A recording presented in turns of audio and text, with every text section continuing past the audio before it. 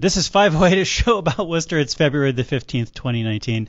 I'm Mike Benedetti, co-hosting the show with Brendan Melick, and today on the show is Amanda Kidd Schall of the Worcester Arts Council, master picture framer from Framed in Tatnuck, sometime Clark University art professor, visual artist, and longtime Worcesterite. Time allowing, we will talk about the upcoming Vatican Clergy Sex Abuse Summit, recycling, affordable housing, and universal basic income. Amanda, how are you doing? I'm good. I'm so happy that you're on the show. We've been trying to get you on the show a long time. Your life has been complicated, but this week we figured it out. Brendan always likes to ask, I don't know, other kinds of things. I always like to start at the beginning. How did you come to live in Worcester? So I came to Worcester in 2007 to go to Clark University, and I've been here ever since. And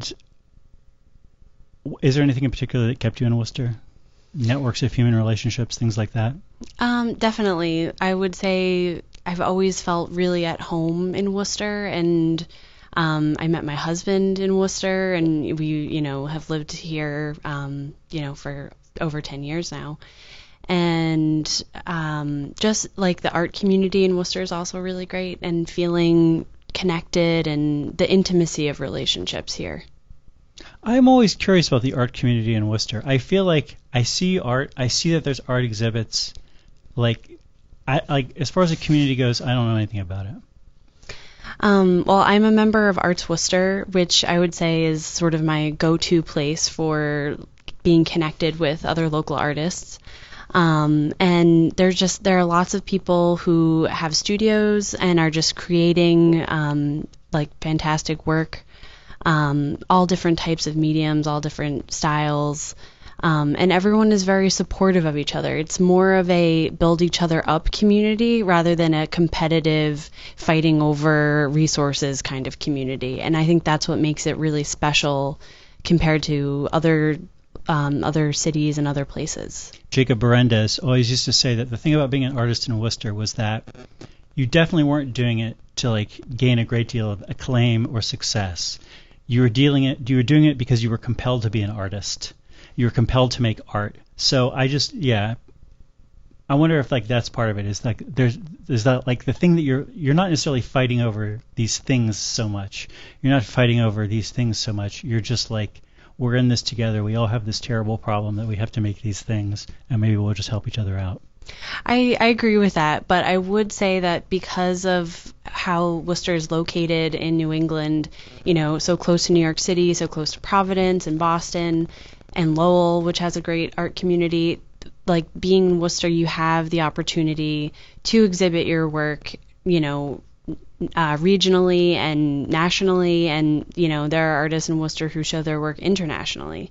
So I see it as a hub for, a place to live and a place to make your work, but it doesn't always have to be the place that you show your work. Well, that's interesting. So you could be an artist in Worcester without necessarily being my career is as a Worcester artist. Your career could be based out of any of these other metro areas. You just happen to live and work in central Massachusetts. Absolutely. And there are, like I mentioned, Arts Worcester, which is a great place to meet other artists and to connect and to have a place to exhibit your work, but also that's kind of like a launching point, I would say, and then from you can always test out your new work and see how Worcester responds to it, but there's always more, and there's a lot out there in terms of applying for shows and residencies and grants and all of that good stuff.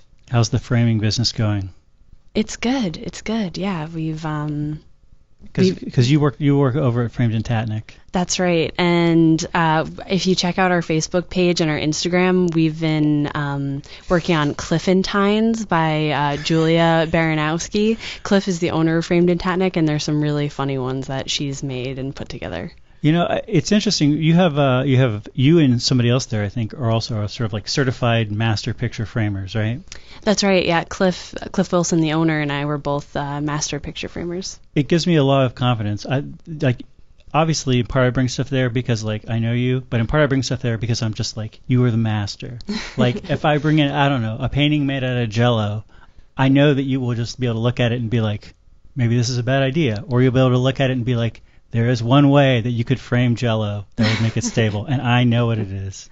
That's right. I'm also the youngest in the world. There's really only, I think, 70 of us, and I'm the youngest, so I have that special privilege. That is awesome. I was almost going to bring that up, and then I thought, do you not want to bring that up because maybe it sounds too silly? I think that's super awesome that you're the youngest certified master picture framer in the world. How's your art practice going? It's really good. I have been working on a bunch of new things for me. Usually I'm a printmaker, and I've been doing a lot more watercolor and painting and drawing and mixed media pieces, one of which will be featured at the Paperphilia show at Arts Worcester, which the date is to be determined still. And it's a very different piece. It's sort of a ink and watercolor scroll on rice paper, so I'm really excited to show it and see what people think. I want to ask you about the Arts Council, but I wanted to ask you about the Arts Council while Brendan was on here, because Brendan used to be part of the Arts Council a long time ago when it had a different name. Oh, speak of the devil, here he is, co-host Brendan Melican. Hey, what's happening? Amanda, the Arts Council is something that I don't really understand. You probably do understand it as somebody who's on the Arts Council. What is this? So the Arts Council is it's a body of community members and volunteers, and we our main job is to do grant review, and we give out over $125,000 a year to events and to events happening in Worcester, community events that are open to the public, as well as 2 fellows. And the fellows, they get $5,000, and it's just because they're great artists and great performers, musicians. When I say art, it's a very broad term of art. It can be performing arts, visual art, music, very open. Are they they're not like the poet laureate of Worcester or anything, though? They don't have to make like Worcester art with their $5,000. We do have a requirement that's new this year, that they do have a public event, and it can be an artist talk, it can be a show, it can be a performance. We leave it up to the fellows, but they're not on. There's really no strings attached except for that one event that they do. At some point, you have to stand up in front of an audience and say at least like, "Hey, thanks, guys. Yes, I'm here. I'm doing some art." Brendan Melican, you used to be on the Arts Council of Worcester. False. I was on the Worcester Cultural Commission, which later became the Worcester Arts Council. Yeah. What was it like being on the Cultural Commission? Do you have a sense if it's changed much? I think it actually has a lot. I was just talking about this yesterday with a group from Leadership Worcester, because Megan Hardy-Lavoie was on a panel with me that we were speaking to that group about Big C, Little C culture and Worcester and whatnot. And when I came on, so my only real involvement with the Worcester cultural scene was via the Worcester music scene, and by that, like Lucky Dog Music Hall, Ralph's, that's those sort of venues. And the Cultural Commission at that point was mostly made up of folks from like Music Worcester, Mechanics Hall, Tuckerman Hall, representatives of the more embedded, kind of old school institutional mindset. And I think in a weird way, when I walked into that room for the first time, it was all these folks. I'll never forget the look on Stacia Hovhanessian's face when she looked at me for the first time, like, what the hell is this guy doing here? But by the time I was done there, we were like best friends. Like, there was nobody I would have rather worked with than that. And it was, I think, kind of a learning experience at that point in time anyways, that while the Cultural Commission, now Arts Council, had for many years focused heavily on the sort of institutional nature of art and culture in Worcester, that there was this whole other universe that was just not, it just went unexplored by a lot of the folks who were on it. That year, or that first round of grant cycle that I was a part of, was when we sort of brought back the fellowship idea.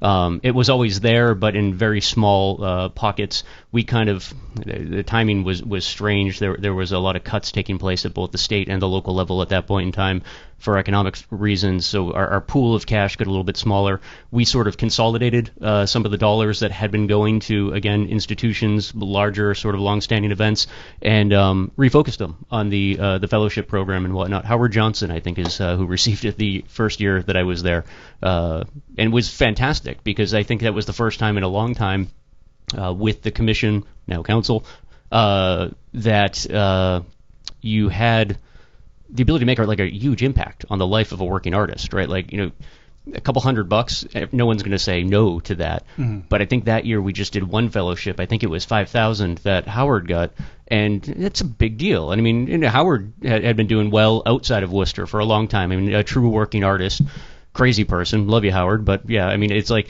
to be acknowledged by the city with a $5,000 check to just, hey, keep doing what you're doing. It's rad.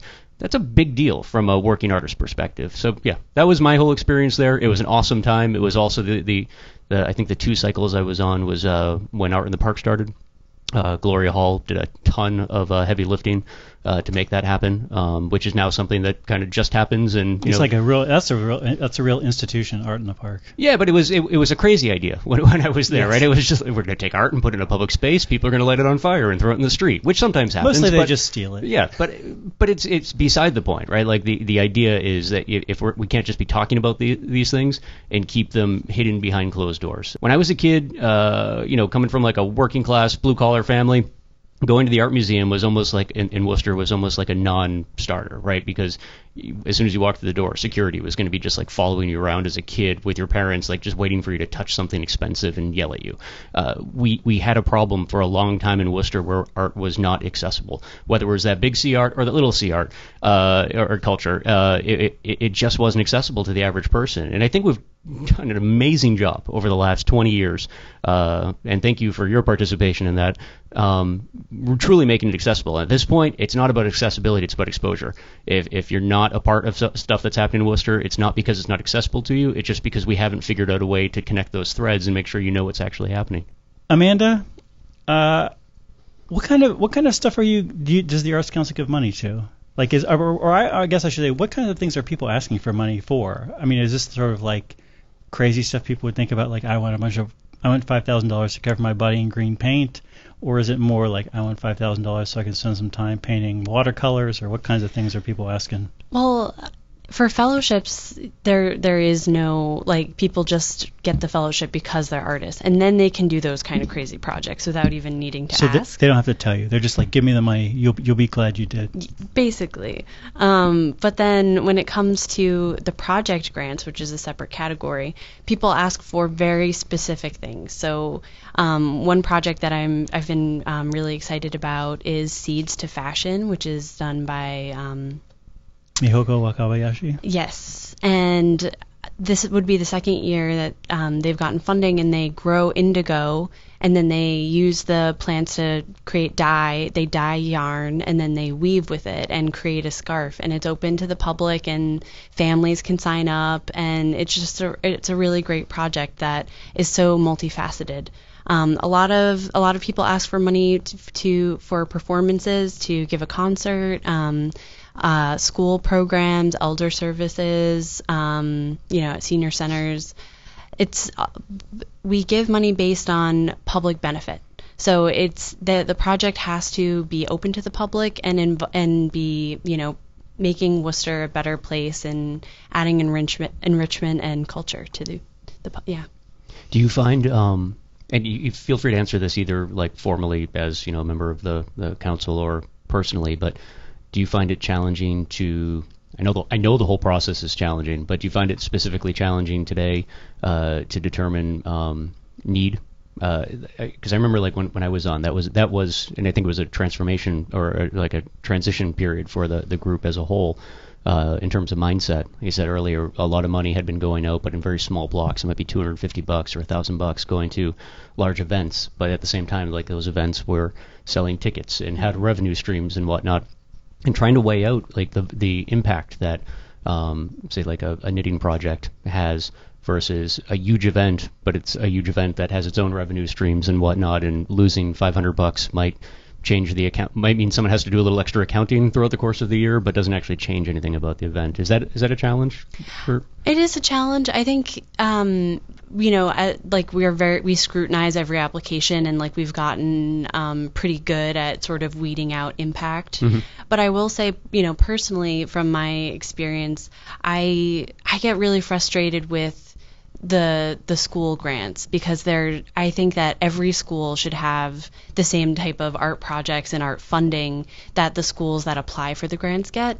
And it's really more of a problem with funding to public schools than it is, and they're kind of taking this art funding, which should be for, not just school-age children, but for the general public, and using it for, these school projects kind of as like a stopgap measure to fill this void, because there isn't enough arts funding for the public schools in general, and schools are, very underfunded. So that's my main frustration, and my main, thing that comes up year after year is looking at those projects, and it's kind of heartbreaking in its own way. Yeah, no, and it's interesting you mentioned that, because I haven't thought about that aspect of a lot of those grants for years, and a lot of that, it comes down to who's in a particular building that has interest and the bandwidth to actually just fill out an application, right? Exactly. A lot of schools they don't even bother with it because they don't have the time, or they don't feel that it's an important part of their ed programming.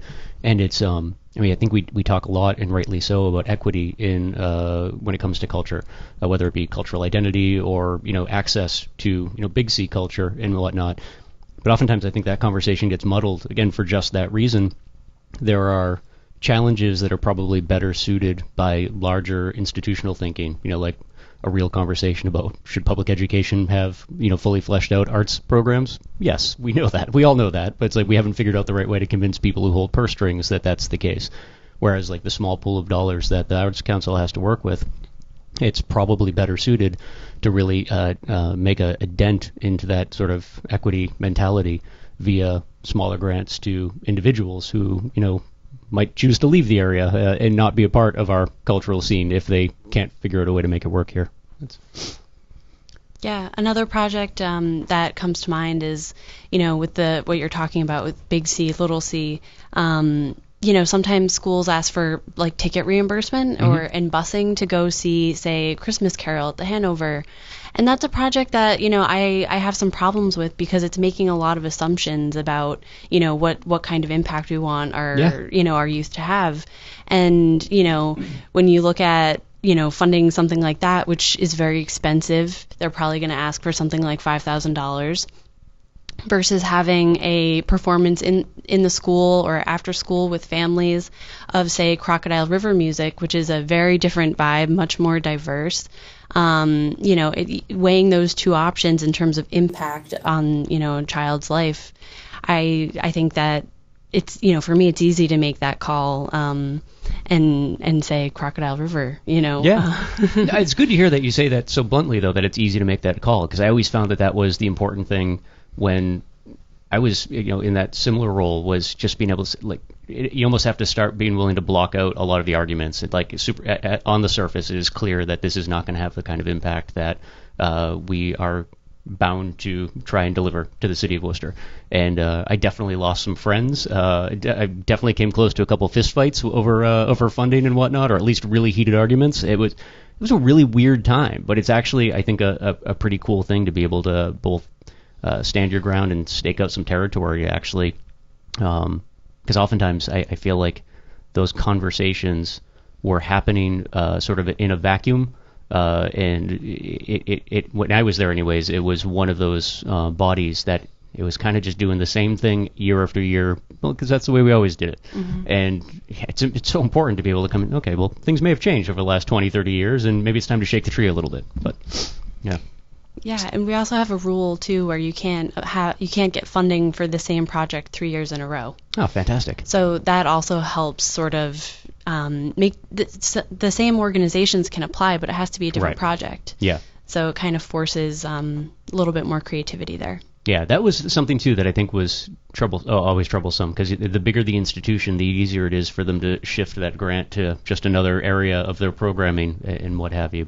I don't want to be clear, it's not necessarily knocking large not-for-profit institutions. Obviously play a valuable role in the city, but that with a dwindling pool of public dollars to be used to support projects, it does become, I think, an important part of any conversation. Is at what point do we start measuring sustainability versus reliance on very specific, limited rounds of funding? How long have you been on the council? No. I guess about 2 years. All right. Yeah. And how many members are there? Mike, you guys already might have talked about this, but how many members are on board now? Right now we have an opening, but cool. I think that there's 9. Nine members. And is that is that body? I know like some of the boards and commissions in the city, they're broken up by like district of the city, or is this one the same way, or is it pretty much a free for all? Is it? It's more. I wouldn't say it's a free for all, but it's more of a free for all. Yeah. On the state side of things, because that's still point of origin for a lot of the dollars that come through you. Have those been steady? It seems over years, or are those dollars still sort of dwindling? Because Worcester is I think besides Boston and Massachusetts, we are like the largest. Mm-hmm.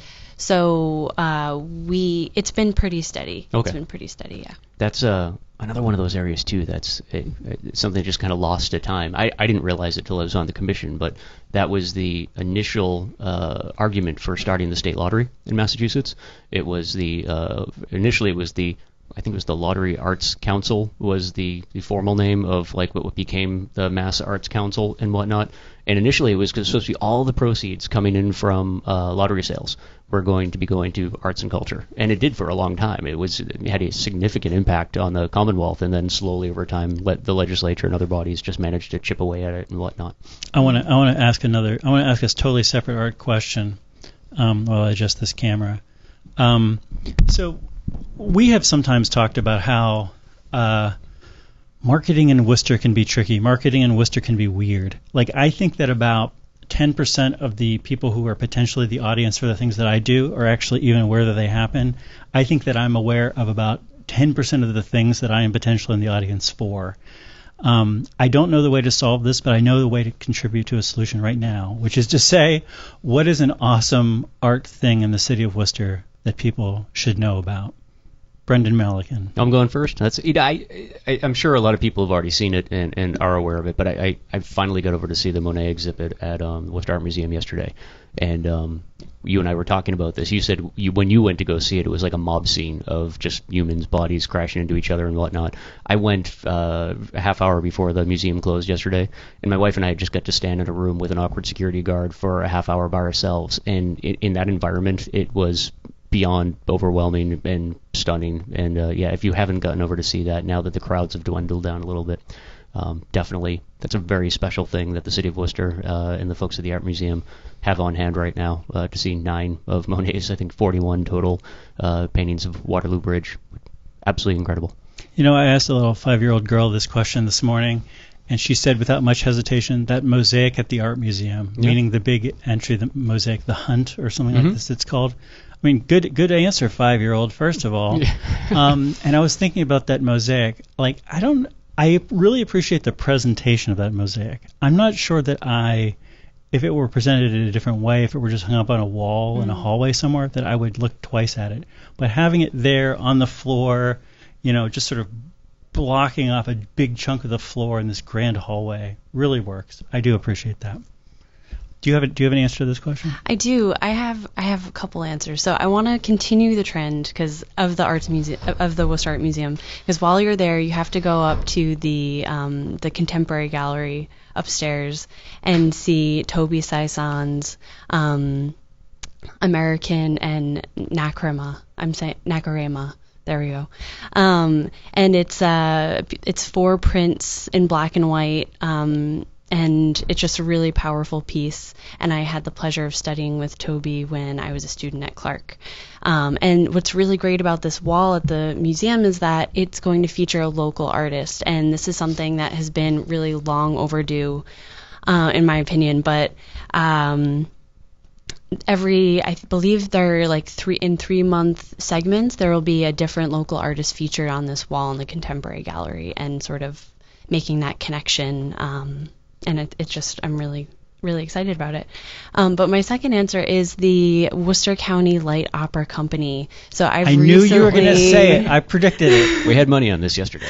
I have recently become a subscriber, and it's just like this great little theater on Grandview Ave and they've been doing like these amazing productions for years and years, and I just found out about it from being on the Arts Council because I read one of their grants and I was like, where is this? I need to go. And I've just been blown away by the quality of their productions. And I'm going to I believe it's called Living on Love this weekend. And it's the last weekend that it's open, so check it out. This is the water, and this is the well. Drink full and descend. The horse is the white of the eye and dark within. This is the water, and this is the well. Drink full and descend. The horse is the white of the eye and dark within. And this is the 508 Show with Brendan Melican, Amanda Kidd Schall, and me, Mike Benedetti. Hi, everybody. How's it going? Hey. It's going good, guys. Brent crude oil is $65 a barrel, up 6% on the week. Bitcoin is $3,600, down 1% on the week. So not an exciting week Bitcoin-wise. It hasn't been an exciting run for Bitcoin over the last year. I think we started this experiment at completely the wrong time. It was we had like 2 or 3 weeks of a nice upward trend, and It's just been like the most depressing moment of the show for the last 12 months. It's either down double digits or up single digits basically every week. It's nothing. Brent crude oil, I think, is basically almost where it was a year ago. It also has not fluctuated a lot in the last couple of years. Who knows why, Amanda? I have no theories. I don't know anything about oil prices. This week we are seeing a historic meeting on clergy sex abuse at the Vatican, including some local participants. We are seeing expanded rights for victims of Roman Catholic clergy sex abuse, and we are seeing financial difficulties in the Diocese of Worcester. I'm even having relevant anecdotes in my own life. So we're back to talk about our favorite negative topic on this show, which is the Catholic Church and post-Catholic Worcester. So what is the expectation to come out of this council or this conference on sex abuse? I don't know. So next week, February 21st through 24th, so the long weekend, Pope Francis has convened a meeting of the world's Roman Catholic bishops at the Vatican. The name of the meeting is The Protection of Minors in the Church, and the topic is clergy sex abuse worldwide. In a letter to the U.S. bishops, the Pope wrote, "We know that given the seriousness of the situation, no response or approach seems adequate. Nonetheless, we as pastors must have the ability and above all the wisdom to speak a word born of heartfelt, prayerful, and collective listening to the Word of God and to the pain of our people." I think the answer is that a lot of people who have gone on record as saying they think something's going to come out of it are then very vague. And a lot of people who say nothing's going to come out of it, that's pretty clear to say nothing's going to come out of it. What are the odds that this is like they're trying to get everybody in one room so that, unlike the Pope, is just going to have everyone beheaded? Well, he did fire all the bishops from Chile, I believe. Okay. Right? Or all the bishops from Chile offered to resign en masse, and he took up some of them on it. All right. So there is the possibility that he will say, you know what, guys, we have done a terrible job. It's been a generation. Everybody in this room, including myself, has done a terrible job, does not seem to get the scope of the problem or what's a reasonable result. So let's all put our letters of resignation on the table, just so we all have some skin in the game, and then we'll see who feels like they still deserve to have their job at the end of this meeting. Yeah, now we've been talking about this for years. We obviously have zero impact on anything happening within the higher echelons of the Catholic Church, but what you just described to me sounds very much like trying to juxtapose, like the Me Too movement against the sort of like HR seminar you get every time you start a new job about appropriate workplace behavior and whatnot, and that those things can maybe coexist in the same universe, but it misses the point entirely, trying to assume that by having somebody sit in front of you and drone on about the way you're supposed to behave, if you need to be told that in the first place, then you probably shouldn't be sitting where you are right now. And I hope the beheading thing happens. I think that's what they should be going for. We're going to go old school. Brendan Melican calling for mass executions of Catholic leadership. Me taking the opposite approach of saying, don't do that. No beheadings. Amanda, if you want to throw something in here, go for it. There's probably a middle ground between beheadings and doing nothing. Other than the Bishop of Worcester, other people from Worcester will be there, including our friend Claire Schaefer Duffy, who I do not want to have any sort of. So that's the thing. If you no pain or punishment. There could be some blowback on Claire. She's part of a delegation of women from one of the Catholic communities that I'm part of, the Catholic Worker Movement. And in an email they write, "We're inspired by Dorothy Day, who traveled to Rome during the Second Vatican Council, this is back in the 60s, to fast and pray for the Church to recognize conscientious objection," which they did. In that spirit, a delegation of 7 Catholic worker women from the U.S. will travel to Rome for the conference in February. We anticipate our time in Rome will include daily prayer, daily public presence, and participation in some of the events planned by survivors and their advocates. We also hope to address the need for church reform, an end to clericalism, equality for women in the ministry, justice for survivors, and church transparency. I tend to think an end to clericalism would work. I don't know how, again, like, an end to clericalism, I guess, is the slow motion version of beheading everybody. Yeah, so maybe beheading is a bit much. I would be happy to settle for just a large contingent from Interpol to be in the room and be willing to charge everybody in the room, again, with the exception of Claire, with whatever the international version of a RICO statute is. There's got to be something, right? But yeah, I just think about that now. I don't know what that is. Or maybe just Interpol is outside and they build a giant fence around the Vatican and they just keep everybody there. Well, Brendan, it's interesting you bring up legal consequences. One thing we've talked about on this show is how a decline in Catholic influence means not only a decline in active support for abuse, but a decline in foot dragging by people in power. And so we see the Associated Press report. New York gives sex abuse victims more time to sue, press charges. New York Governor Andrew Cuomo signed into law yesterday, long-sought legislation that gives the victims of childhood sexual abuse more time to seek criminal charges or file lawsuits against their abusers. The new law erases what was one of the nation's most restrictive statutes of limitations when it comes to molestation. Victims now have until age 55 to file civil lawsuits and seek criminal charges until age 28, as opposed to 23 under the old statute. Several other states have recently enacted similar laws to expand timeframes for victims' lawsuits. Massachusetts, for example, gives victims up to 35 years to sue. Related, Roman Catholic Diocese of Worcester reports operating deficit for fiscal 2018. But maybe you wanted to say something. No, I was just laughing because the transition was beautiful and I kind of saw it coming. So I know how to read financial statements just enough to be dangerous. Let me pass this across the table to you. It has graphs. The diocese took in $28.1 million and spent $29.6 million for a deficit of $1.4 million, or about 5%. If you include $600,000 in unrealized investment gains, this brings the operating deficit down to 3.4%. For 2017, there was, by contrast, a 4% surplus. So some of this year-to-year change of 5%, 4% up or down, I think is just kind of like, how did things shake out that year? How are the investments looking? What did people cash out on? We spent on this. We didn't spend so much on this. I think it's more of a question if you start seeing some 15% declines, or if you start seeing like 5% every year rather than 4% up one year and 5% down the next year. That's when you know you're really making all this stuff has really had a big impact on the bottom line. I would just like to point out that looking at your I don't know, your little spreadsheet there, that it is all of my dead Irish Catholic relatives at St. John's Cemetery seem to be the only folks that are not putting any sort of financial burden on the Diocese of Worcester. Yes, St. John's Cemetery, the revenue and expenses exactly balance out. I think because the diocese basically gives them like whatever they need, which in this case is like $2,000 to even things out. It's not much. Yeah, it's pretty small. Yeah. My parish, St. Peter's, had a operating receipts of $544,000 and operating disbursements of $490,000 for an increase in operating cash of $54,000. I would say to people out there who are like up with my parish and down with the bishop, the thing is that the finances are extremely intertwined, so you really can't do that. So even if you are somebody who's like, I hate the bishop, but I love St. Peter's, you're not happy to see that the diocese is low on money, because that money is going to come from somewhere. You know what we could probably do as well, and maybe put in a request? Do you have a line to Bishop McManus? I could develop one. I think that I have avoided developing a line to Bishop McManus intentionally so that I can talk about things like this. We could bring this conversation full circle if someone could bring up the recommendation that maybe the Vatican could start selling off centuries worth of stolen art to pay for some of the balances to their respective communities. Not all of it was stolen. Some of it they paid for. They have the receipts. They have receipts like Michelangelo, such and such amount of money for paint. They have all that stuff. Yeah. It's kind of amazing. There's just this odd period of like the middle part of the last century where there were no receipts. Is some stuff. Yeah. There is some stuff. I mean, I don't know. You could sell that though, right? I mean, that's good.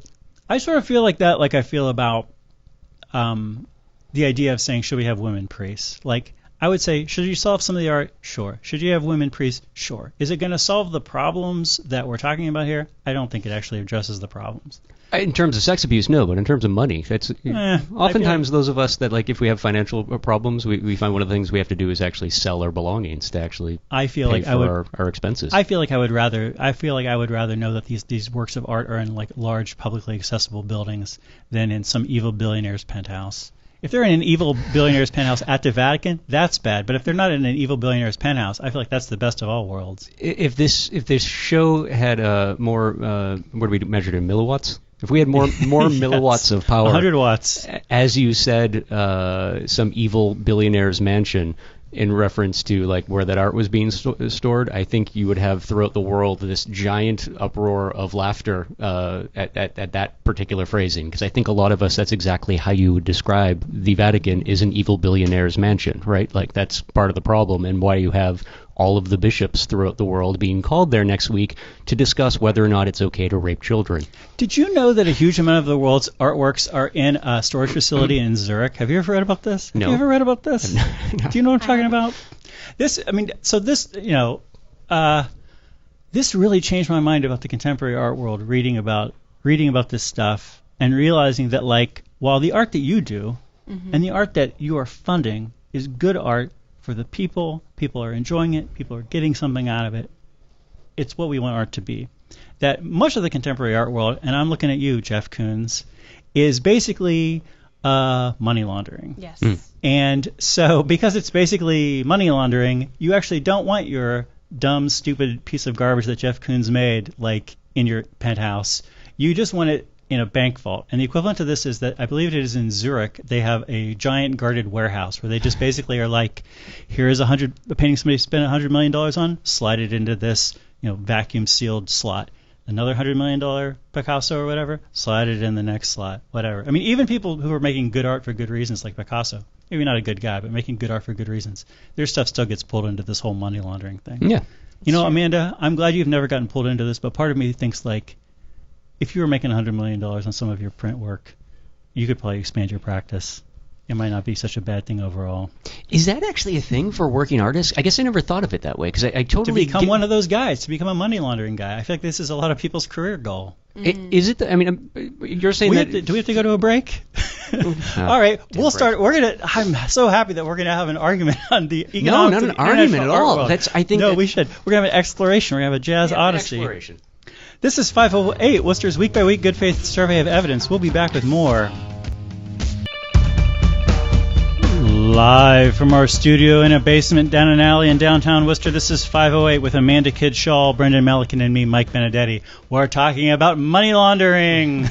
Now, again, just going back to where we left off before the break, I guess I just never really thought of that from the artist perspective, that obviously art is used as an instrument for financial transactions that might not be on the up and up. I don't think that's surprising to anybody.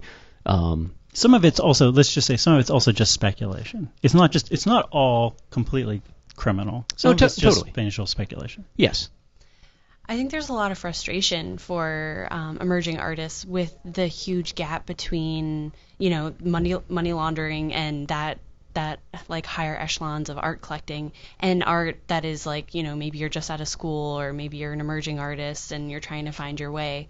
And I think, also part of that is that people like don't buy art for $500 or $1,000 anymore. Right. It's like a really tough market. The art that's moving is like this super expensive, $1 billion art.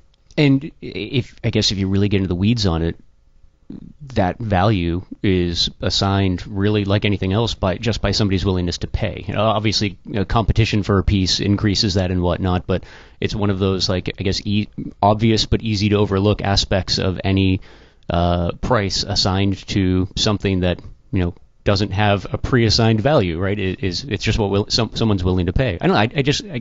My head is spinning now when I think of like contemporary artists like Banksy or whatever. That like, is that guy just actually part of a giant money laundering scam? Is like maybe that's what it is. That's like the modern version of a bank that's willing to go above and beyond in the ability to make cash clean.